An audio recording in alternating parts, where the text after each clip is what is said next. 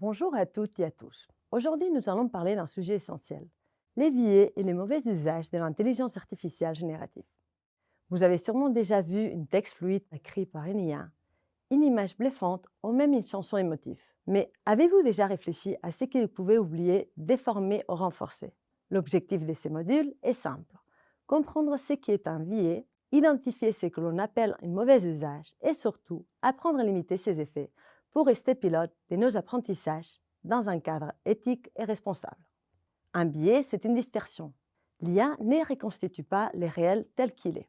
Elle favorise certaines représentations et en efface d'autres. Ces biais viennent d'abord des données utilisées pour entraîner les modèles. Si les données sont incomplètes ou déséquilibrées, les résultats le seront aussi. Mais il est essentiel de comprendre que ces biais ne sont pas apparus de manière spontanée. Ils sont souvent les miroirs de nos propres biais humains. L'IA apprend à partir de nos contenus, nos choix, nos annotations. Et donc, elle hérite de nos visions du monde avec leurs biais sous-jacents. Par exemple, les biais des stéréotypes peuvent amener l'IA à associer les métiers techniques aux hommes et les métiers des soins aux femmes. Les biais d'omission effacent certains groupes. Les personnes en situation de handicap ou issues de contextes culturels minoritaires sont rarement représentées. Les biais de confirmation, très fréquents, poussent les modèles à répéter ce qu'il a vu le plus souvent, renforçant ainsi les visions dominantes. Résultat, une impression de consensus là où il existe en réalité des débats. Mais il existe aussi des biais plus subtils.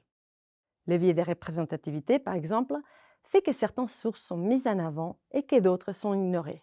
Si le corpus d'entraînement est surtout anglophone, la production de l'IA risque d'effacer des recherches francophones, par exemple. Les biais des mesures apparaissent lorsque les indicateurs approximatifs servent de référence.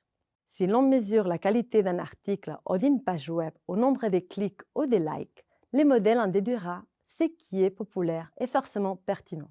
Les biais d'annotation apparaissent lorsque les personnes qui ont annoté les données projettent leurs propres croyances ou stéréotypes. Si leur vision du monde est partielle ou biaisée, par exemple s'ils ont des idées préconçues sur certains groupes sociaux, alors ces biais se retrouvent dans des données annotées. Une fois que le modèle d'IA est entraîné sur ces données annotées, il apprend à faire des prédictions en se basant sur les exemples qu'on lui a donnés. Contrairement à l'humain, l'IA ne peut pas remettre en question les annotations qu'il a reçues. Il les considère comme des vérités. Donc, si les annotations sont biaisées, le modèle va automatiquement reproduire ces biais dans ses propres décisions ou prédictions. Les langages introduisent aussi ses propres biais. L'IA maîtrise mieux l'anglais que les français ou d'autres langues. Résultat, leurs textes produits en anglais sont plus précis et plus nuancés, alors que les versions traduites sont parfois approximatives. On observe également un biais culturel et géographique. La vision du monde est souvent centrée sur le nord global, laissant de côté les contextes africains, asiatiques ou sud-américains. Enfin, il y a les biais des récents. Certains IA privilégient les nouveautés et minimisent les classiques. D'autres font à l'inverse, tout en oubliant les évolutions récentes.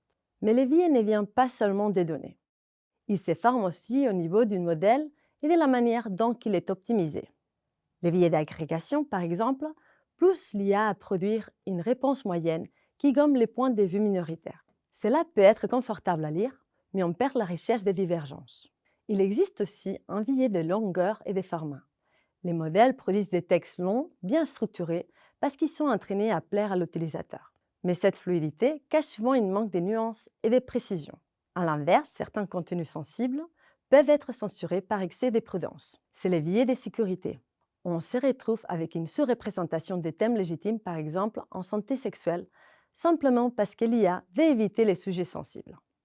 On peut aussi rencontrer des biais de toxicité, lorsque les garde-fous échouent et que l'outil génère des propos discriminants. Sans oublier les problèmes des hallucinations. L'IA invente une référence ou un fait plausible, mais totalement inexistant. Au-delà de ces biais d'ordre plus technique, il existe un autre élément clé qui va biaiser les réponses des modèles, la manière dont nous interagissons avec l'IA. Par exemple, un biais de cadrage peut venir du prompt qui est donné au modèle. Si vous demandez de démontrer les bénéfices d'une approche, l'IA ne vous parlera pas de ses limites, mais va au contraire mettre en avant les avantages pour rendre la réponse meilleure. Il y a aussi les biais de confirmation côté utilisateur. Nous retenons ce qui conforte notre point de vue et nous écartons ce qui les contredit. À cela s'ajoute le biais d'autorité. Parce que l'IA parle d'une façon confiante, nous lui faisons confiance sans forcément vérifier. Enfin, le biais des premières réponses, c'est que la machine produit en premier influence toute la suite de notre réflexion. Finalement, même la manière dont les modèles sont testés, déployés, introduit des biais. Lorsqu'un modèle est évalué sur des ensembles de données trop restreints, il peut sembler très performant, mais uniquement dans les cadres limités des données sur lesquelles il a été entraîné. C'est ce qu'on appelle les biais d'évaluation. Les modèles réussissent les tests standards, mais ces performances chutent dès que l'on confronte à des contextes plus variés ou complexes. Ces biais est étroitement lié au biais des domaines. Celui-ci apparaît lorsque l'IA fonctionne bien dans un domaine spécifique, par exemple le marketing américain, mais devient beaucoup moins pertinent dans un autre, comme les sciences sociales suisses. Autrement dit, même si les modèles est bien évalué, il peut être inadapté à certains usages si son domaine d'expertise est trop ciblé. Tout cela peut sembler beaucoup et donner des images très contrastées sur l'usage de l'IA, mais il convient cependant de retenir les points essentiels. Les biais sont partout, dans les données, dans les modèles, dans notre usage et même dans l'évaluation.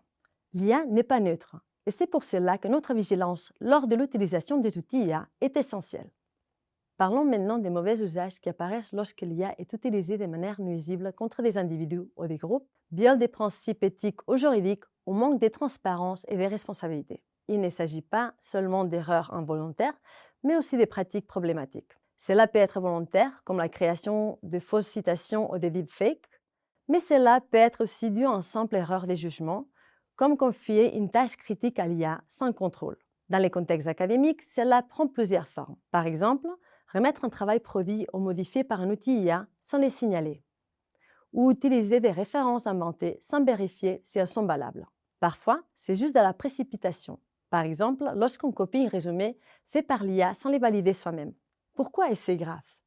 Parce que ces pratiques ont des effets réels. Elles renforcent des stéréotypes, elles peuvent discriminer et elles minent la confiance établie entre l'enseignant et l'étudiant.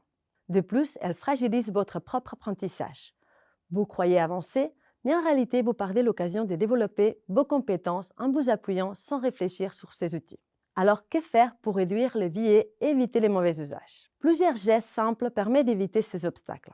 Le premier est la formulation précise du prompt que vous soumettez à l'IA.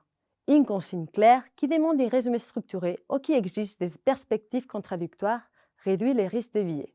Le deuxième est la vérification humaine. Vous devez comparer les textes générés avec les sources originales, corriger ce qui est faux, supprimer ce qui est douteux.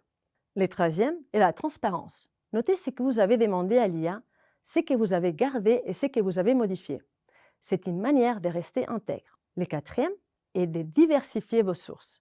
Plus vos lectures sont variées et plus vous donnez d'éléments concrets à l'IA, plus les productions de ces outils seront riches. Et n'oublions pas les droits d'auteur. Vous ne pouvez pas utiliser n'importe quel document dans un outil en ligne car ils seront utilisés pour entraîner les modèles. Les articles scientifiques, les livres et les supports des cours sont protégés par les droits d'auteur. Certains sont libres d'accès, mais d'autres non. Respecter ces licences, c'est également respecter les travaux intellectuels des auteurs et des autrices. C'est aussi éviter des problèmes légaux et éthiques. Enfin, faites attention aux données personnelles. N'entrez pas d'informations sensibles dans un outil externe qui n'est pas validé par l'UNIL. Si vous devez travailler sur des données réelles, anonymisez-les et utilisez l'outil copilote fourni par l'UNIL. Il est inclus dans un contrat clair vis-à-vis des données utilisées. Mais surtout, posez-vous toujours la question: est-ce proportionné d'utiliser l'IA pour le travail que je dois faire? En conclusion, l'IA générative reflète ces données, son entraînement et nos propres usages. Elle peut nous aider à apprendre et à produire, mais elle peut aussi renforcer des biais et encourager des mauvais usages. Votre rôle est donc central. Il est important de devenir des utilisateurs responsables et critiques. C'est votre devoir d'agir de manière éthique et responsable en vous basant sur une règle simple. Ne laissez pas l'IA penser à votre place.